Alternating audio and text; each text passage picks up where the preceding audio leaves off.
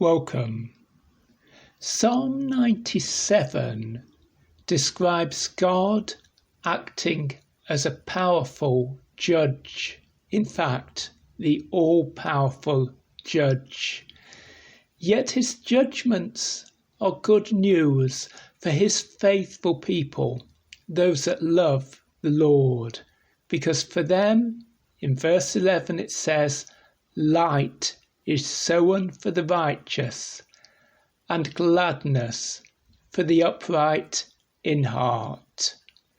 My name is Keith Simons. I'm a Bible teacher from England. I present these talks on how to understand the King James Bible using the book of Psalms. Today we're going to be looking at Psalm 97, as we always do, verse by verse and word by word, seeking to understand its meaning.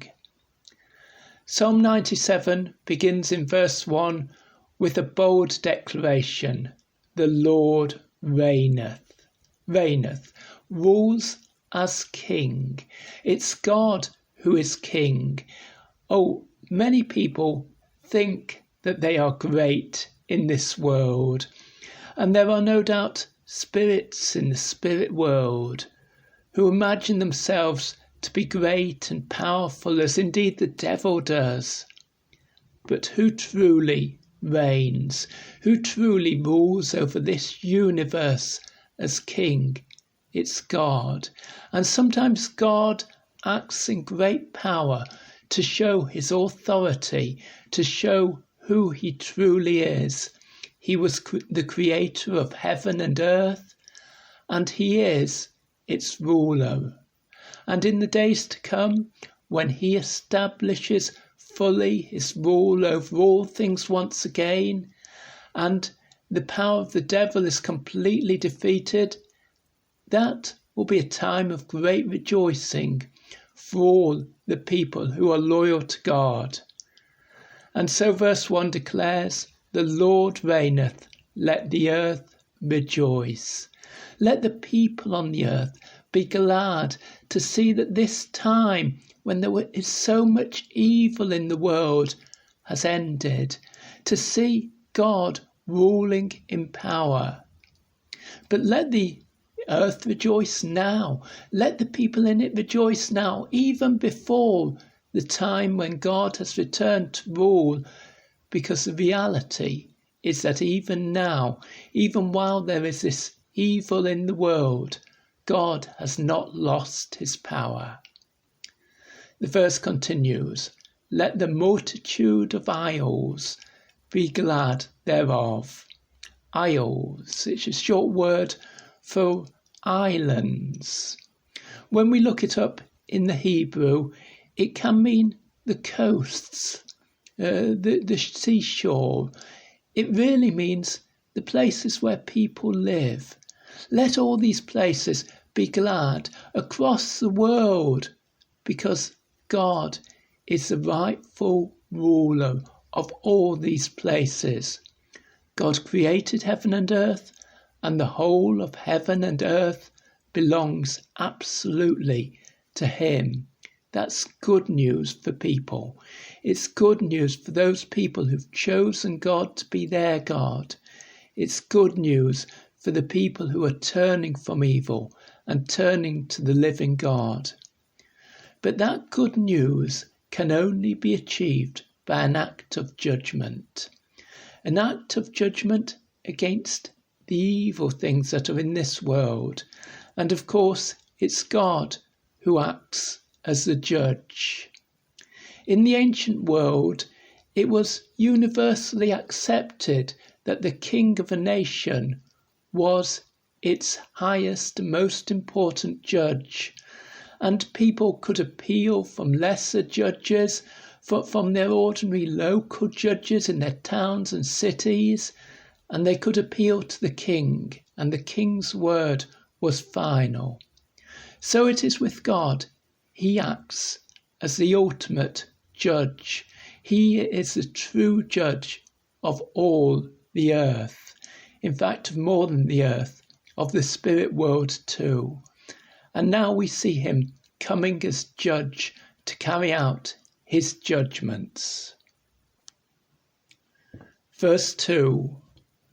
Clouds and darkness are round about him. Righteousness and judgment are the habitation of his throne. We're starting a word picture now, a word picture that appears in a number of places in the book of Psalms and elsewhere in the Bible, of God coming in a storm. This is God coming as judge, God coming in great power. And just as the world around us is totally changed by a storm, so it is when God comes. Think about the storm for a moment. The still air that is round us blows into fierce winds that can become so fierce that a person can't even stand up in them. I'm watching today as I record this talk, and from time to time there are strong gusts of winds that shake our fences fiercely and threaten to bring them down. The wind is terrible in a storm. But what about the rain pouring down the places where we normally walk and are dry? We become absolutely drenched. And then lightning and thunder sounds and frightens us and terrifies us, maybe even sets fire to a tree. Yes, a storm transforms the world around us. And so it is when God acts as judge, or when God acts in judgment. And how terrible for those who oppose God. Clouds and darkness are round about him. Oh, we read how the Israelites were led by a pillar of cloud by day and of fire by night through the desert, where Moses led them by God's command. And then the cloud protected them and looked after them and kept them safe from the heat of the sun. But these clouds that are round about God as he comes in judgment, don't bring the thought of anything pleasant. They are a warning to evil people of the terrible judgment that is about to happen. Righteousness and judgment are the habitation of his throne.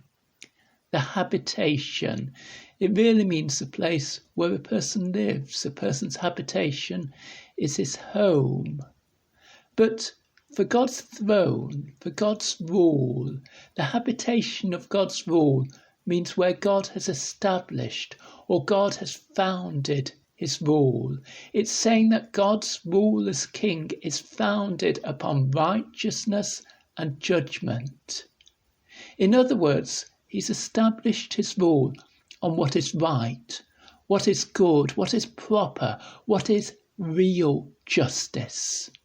He is not like the crooked ruler who establishes his throne based on bribery and trickery and statecraft and cruelty. No, God establishes his throne on righteousness and judgment, on justice and on right. And that is fierce. Fierce for the enemies of God. Verse 3, a fire goeth before him, and burneth up his enemies round about. Yes, this is a judgment against those who have chosen to be God's enemies.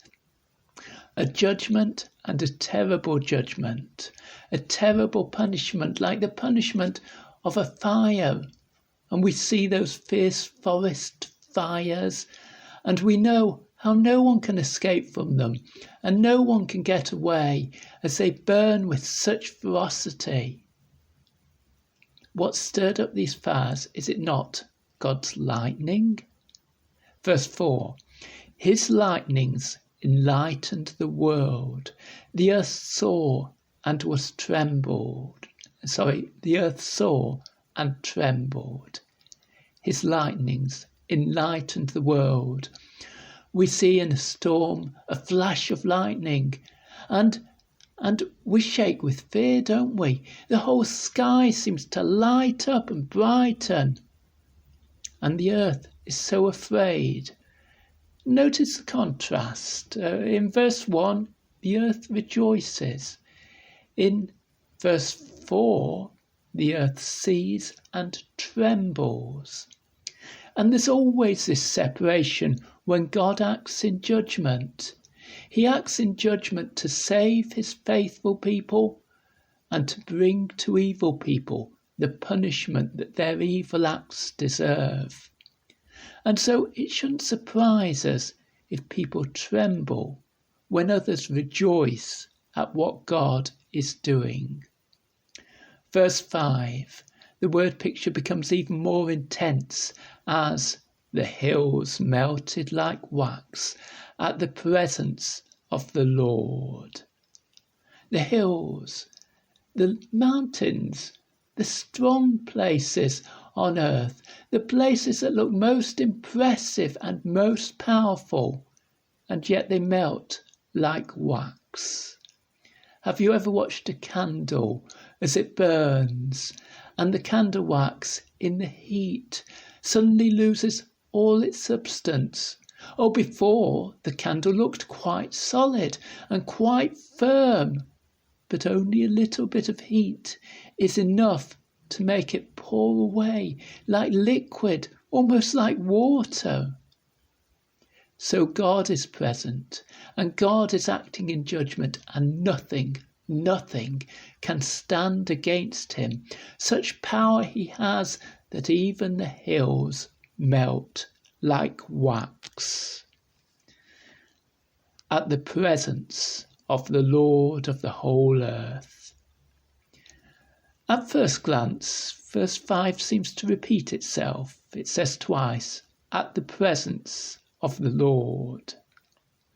But you look carefully, if you've got your King James Bible open there, at the repetition of those words, and you'll see a difference. At the presence of the Lord, first time has the word for Lord in block capitals. At the presence of the Lord, the second time has the word for Lord in normal type with just the first letter L as a capital. What's happening? Well, Lord in block capitals is the way the King James Bible and virtually all Bible translations into English choose to express the most holy name of God, the name that we sometimes mispronounce in English as Jehovah. That is the name of God, the name that should only be used for the true God, the creator of heaven and earth.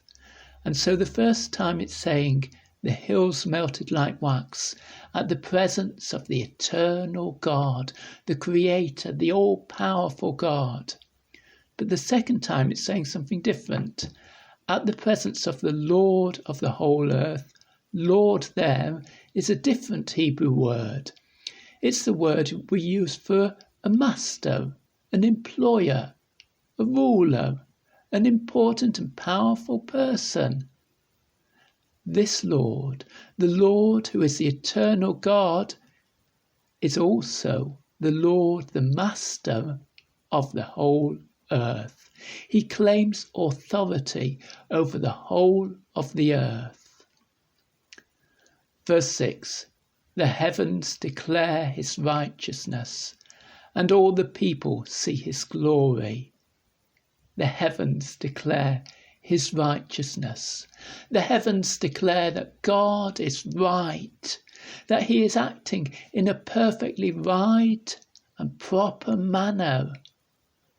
And it's not this earth that declares it, this earth which has been so tainted by sin, which has got so confused as to what righteousness is and what is really right, that people don't know what is right. No, it's the heavens that declare God's righteousness, the heavens that confirm that God is truly right in every way, and all the people see his glory. And across the world, people see how great God is, see the honour due to him, see his perfection, see his splendour, see his wonder. All the people see his glory. Verse 7. Confounded be all they that serve graven images, that boast themselves of idols. Confounded means ashamed. Let them be ashamed who serve graven images. Graven is, well, it's a short form of the word we use today, engrave. Images that are cut from stone or maybe from wood, but images that are cut. Why are they cut? Because these are the idols that people serve. They make themselves from rocks, from stone, from metal, from wood, images. And they bow down before those images and they pray to those images. Let them be ashamed. They've chosen false gods instead of the real one. They've chosen wood and stone and metal and precious things to save them when they cannot save themselves. They certainly, those images, cannot save the people who serve them from the power of the living God, the eternal God who made heaven and earth. And when he comes in judgment, let everyone who serves false gods be ashamed, especially those that boast themselves of idols, that are proud of their false gods, proud of their religion when their religion is something man-made. They've made it up themselves and they boast that they are powerful. They are utterly weak when God acts in power.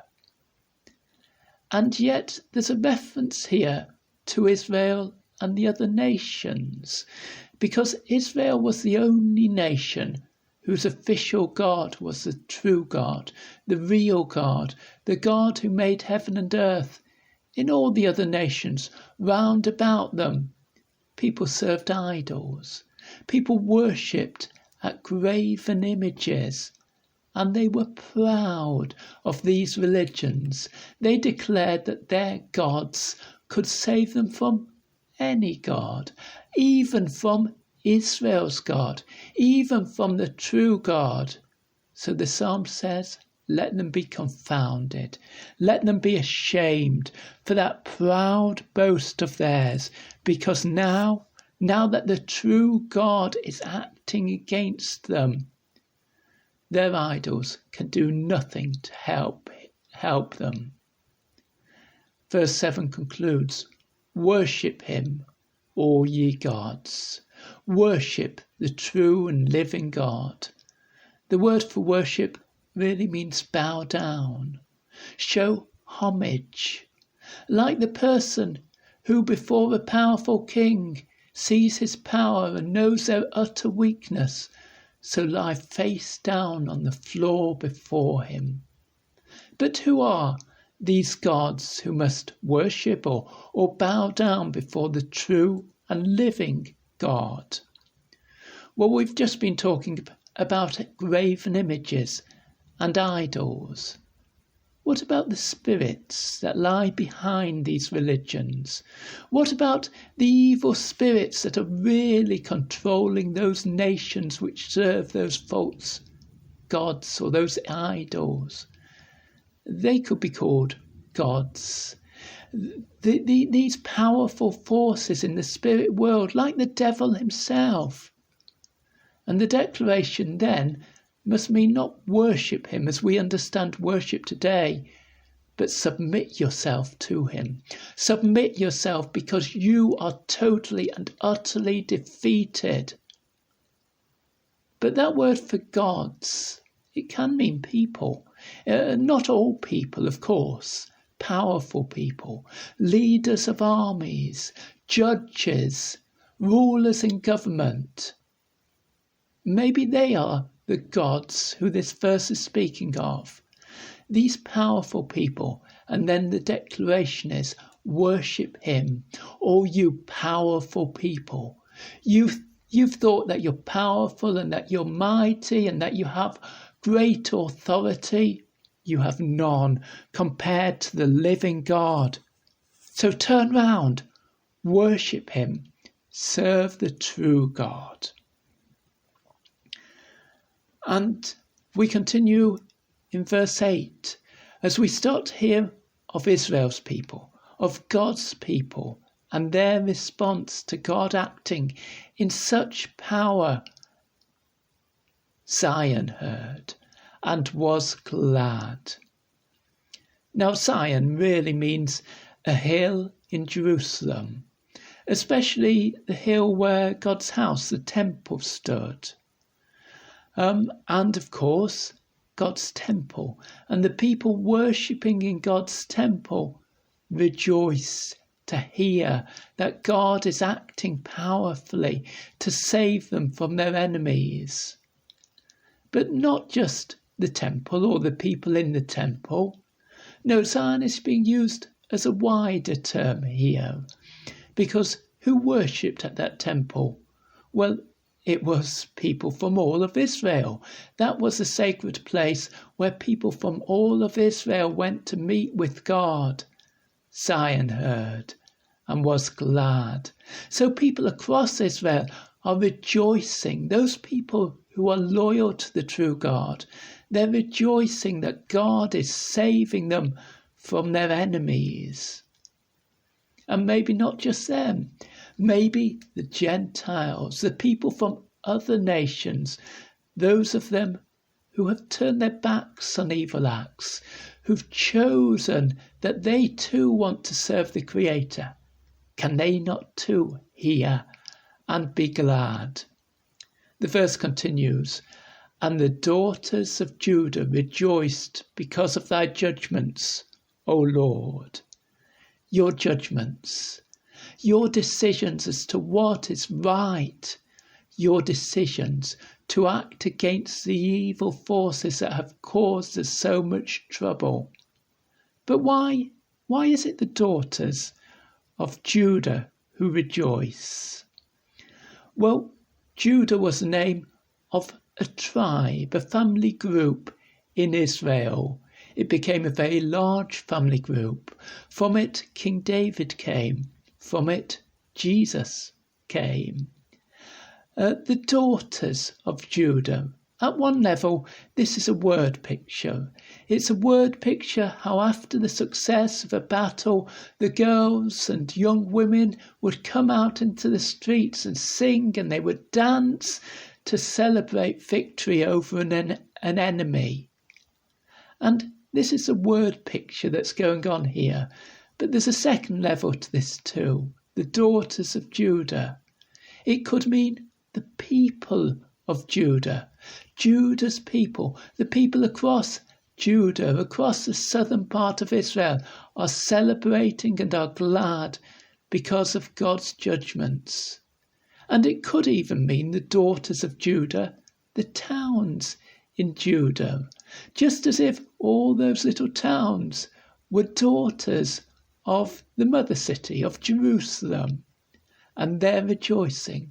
So we're talking about this rejoicing spreading out, starting at Zion, at God's house, the temple, spreading across Judah, spreading across the region, as people hear the good news and celebrate what God has done, that God has shown his power to save them.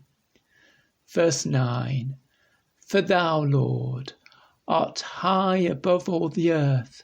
Thou art exalted above all gods. Yes, now, God, you've shown your power and authority.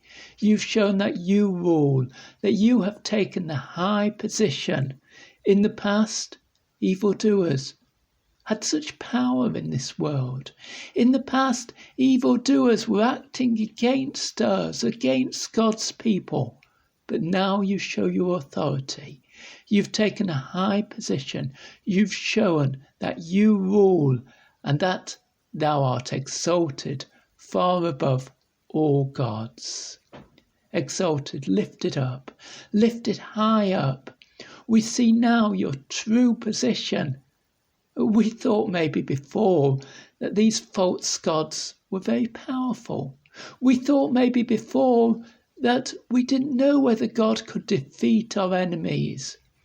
We thought maybe in the past that powerful people and authoritative people were like gods, and that they did rule in great authority. But now we know the truth, because, Lord, thou art exalted far above all gods. And if the psalm had ended there, we would think that it was complete, wouldn't we? But there's a special bit at the end, a special bit for those people who serve God. We've heard about judgments. We've heard about the power of God. We've heard about God saving his people from their enemies. But there's good news for you. There's good news for you that love God, even now, even before the time when God's rule is fully established and every evil force is defeated. This psalm has a message for you who love God now. Verse 10, ye that love the Lord, hate evil. Oh, you've chosen God as your God. You love him. Therefore, you can't accept any evil in your lives. Turn from evil totally. Give yourself totally to God. God is a powerful God. God will certainly save you from the evil forces that oppress you. So never turn to evil acts, to cruelty, to wrong things to defend yourselves. Are you not lovers of the true and living God, who will certainly save you, because he preserveth the souls of his saints? He rescues, he looks after the souls. That could mean their lives, but it especially means the inner lives of God's people. He looks after them. He's going to make sure that they are safe through this life. And when they die, they will go to be with him in heaven. He's preserving their souls. His saints, God's people, all of God's people, those people who've chosen to be kind and good and generous and behave as God himself behaves. That's the meaning of the word for saints there in the Hebrew language, the kind people. Yes, they've chosen to live by kindness. They hate evil. They hate cruelty. They hate oppression. They love God. They serve God faithfully. They serve him by doing what is right and good and kind and generous. And they are the people whom God delivers. He delivereth them out of the hand of the wicked. The hand of the wicked really means the power of wicked people. Verse 11, were you afraid, I wonder, of the darkness as God came in judgment in verse 2? Oh, God's people, the righteous people, those who like God love what is right and good. They don't need to fear the darkness, because look, even in this dark world, light is sown for the righteous and gladness for the upright in heart. Light is sown for them, like a seed is sown and scattered along a field. So in their pathway through life, the righteous find that light is sown. We speak of this dark world, meaning this evil place, and yet, even in this place, God scattered light for us, and we're going to reap a harvest of light if we are truly God's people, if we truly choose to live in the way that God considers right, if we are upright in heart, because gladness is sown for the upright in heart. In heart is describing heart attitudes. our true attitudes, our inner thoughts, our inner desires, if we desire to do what is right and good, then even through this world, even before God has fully established his rule, then we'll find that God has sown gladness for us to reap through our life. There'll be joy in serving Jesus, joy in living for God, joy in being faithful to him. And that's where this psalm ends in verse 12. Rejoice in the Lord, ye righteous. Be glad, be joyful, be happy. Be happy because of God's goodness. Give thanks at the remembrance of his holiness. Oh, you need to remember, God is holy. He's pure. He's perfect. Everything he does is good and right. Remember that. Remember it often and give thanks to God for it. Give thanks to God for his perfect character, because this is the God who saves you. This is the God who reigns. This is the God who will defeat every evil force that opposes the people of God. Please write to me. My email address is 333kjv@gmail.com. That's 333kjv@gmail.com. And now in closing, let me read you the whole of Psalm 97. The Lord reigneth. Let the earth rejoice. Let the multitude of isles be glad thereof. Clouds and darkness surround about him. Righteousness and judgment are the habitation of his throne. A fire goeth before him, and burneth up his enemies round about. His lightnings enlightened the world. The earth saw and trembled. The hills melted like wax at the presence of the Lord, at the presence of the Lord of the whole earth. The heavens declare his righteousness, and all the people see his glory.